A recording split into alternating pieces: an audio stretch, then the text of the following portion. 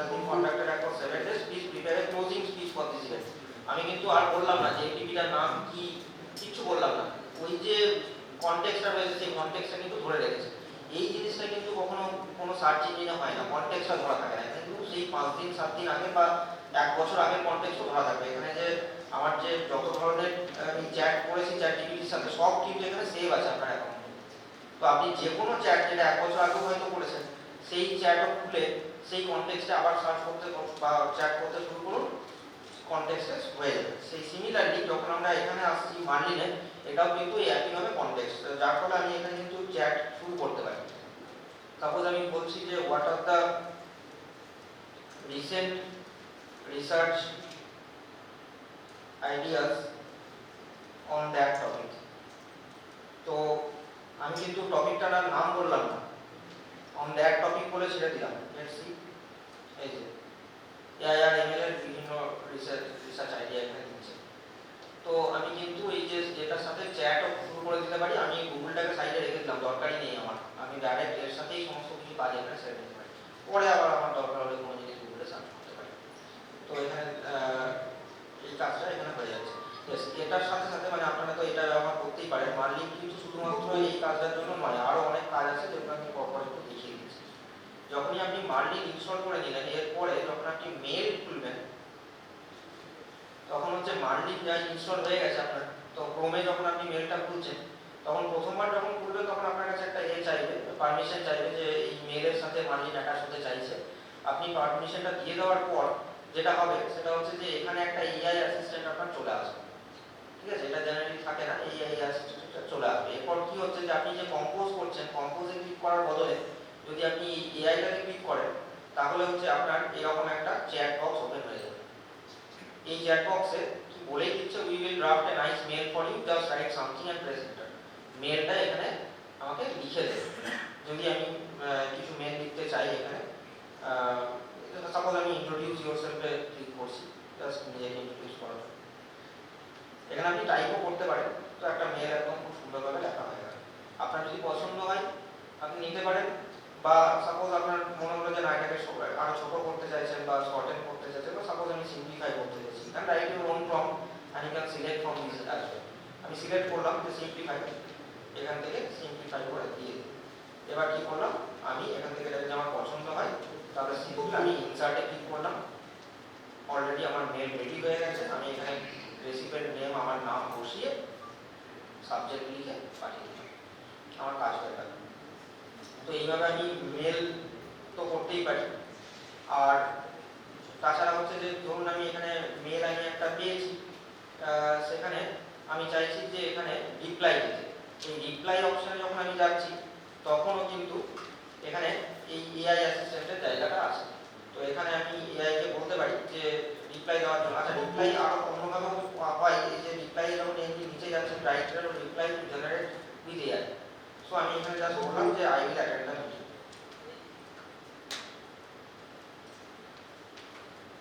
আমি আর বেশি কিছু লিখলাম না, আমি জেনারেট করতে দিয়ে দিলাম।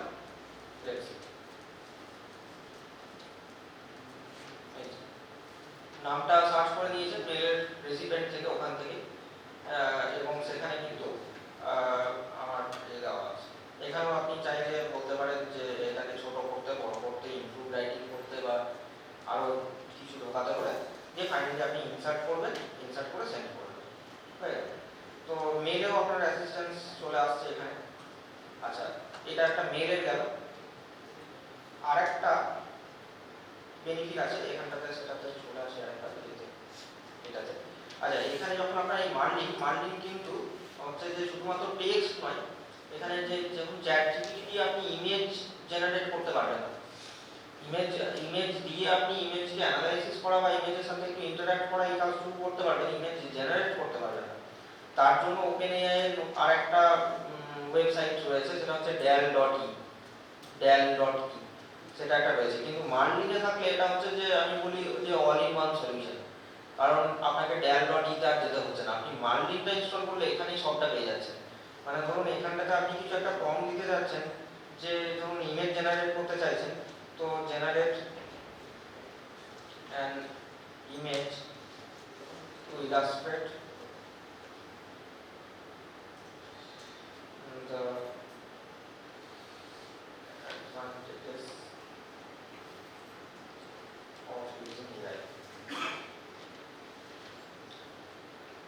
তো আমি এখন একটা ইমেজ জেনারেট করতে, আচ্ছা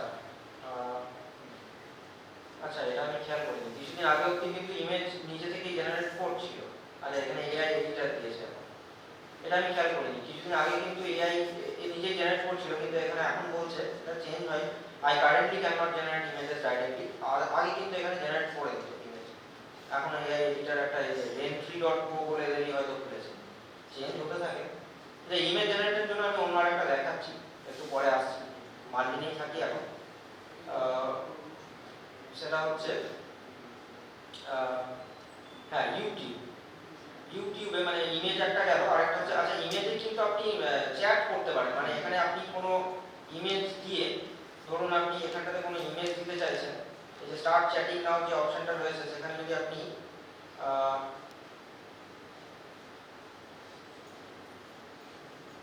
এখানটাতে যদি আপনি কোনো ইমেজ দিতে চান, ধরুন আপনি এখানে ইমেজ দিলেন, ধরুন আমি বলছি যে একটা ইমেজ আমি দিয়ে দিচ্ছি এখানে,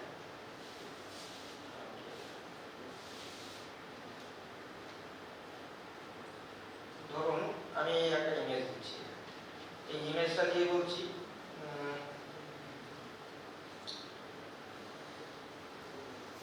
ডেসক্রাইব দ্য ইমেজ। আমি ইমেজটা কি না কিছু, এটা এআই সম্পর্কিত একটা ইমেজ, তাই ওখানে ডেসক্রাইব দ্য ইমেজ করলাম।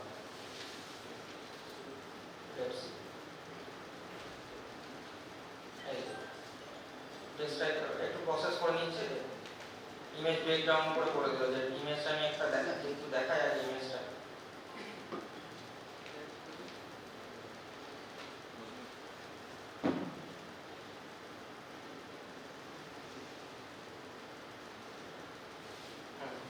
তো একটা এআই এরকম এআই ইউনিভার্স বলে একটা ইমেজ ছিল, সেটাকে মার্লিন কিভাবে এডিট করছে দেখুন, টাইটেলটা তো এখানে দেওয়া ছিল তাই না, টাইটেলটা কিন্তু ইমেজ থেকে পড়ে মানে একটা ওসিআর হয়েছে, অপটিক্যাল ক্যারেক্টার রিকগনিশন হয়েছে সেখানে, আউটার লেয়ার দিয়ে একদম সুন্দরভাবে যে ইমেজটার পুরোটা এডিট করে আমরা করে দিচ্ছি।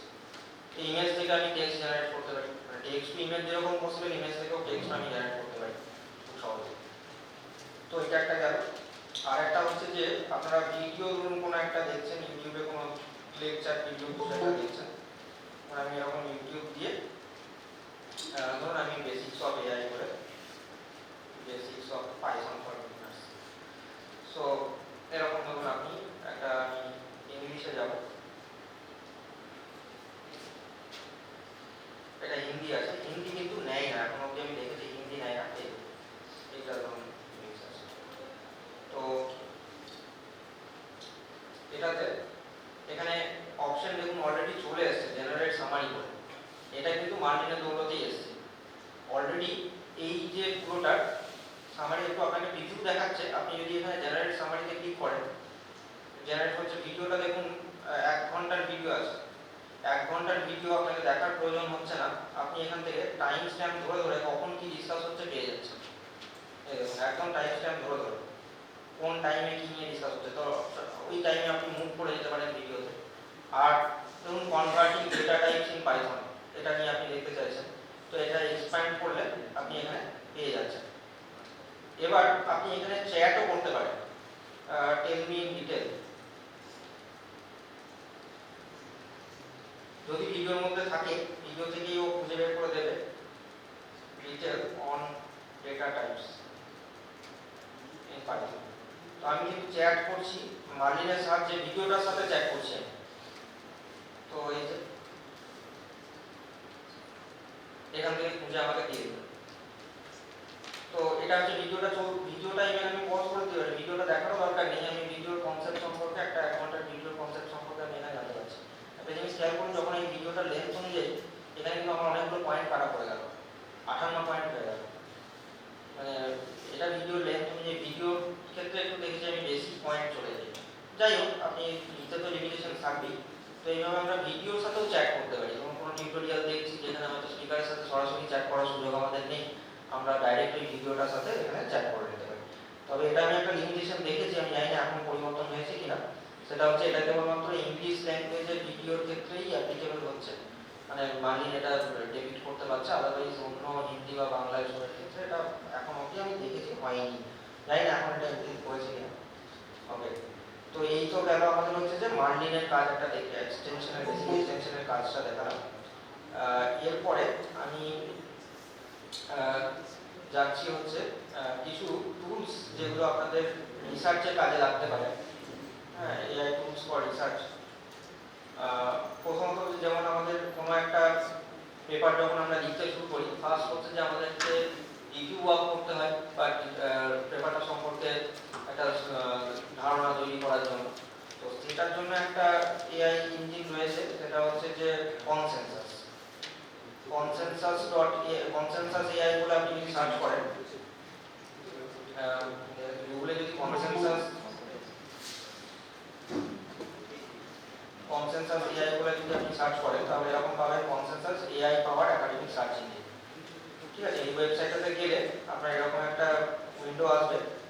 লগ ইন করে নেবেন এখানটাতে, প্রথম টাইম সাইন ইন করে নিলেন, তারপরে আপনার এরকম একটা স্ক্রিন আসবে। তো এটাতে কি করা যায় যে আপনি আমি হোম স্ক্রিনটা আগে দেখাই। হোম স্ক্রিনটাতে এই যে ফাইন্ড দ্য বেস্ট সায়েন্স ফাস্টার এরকম করে ট্যাগলাইন।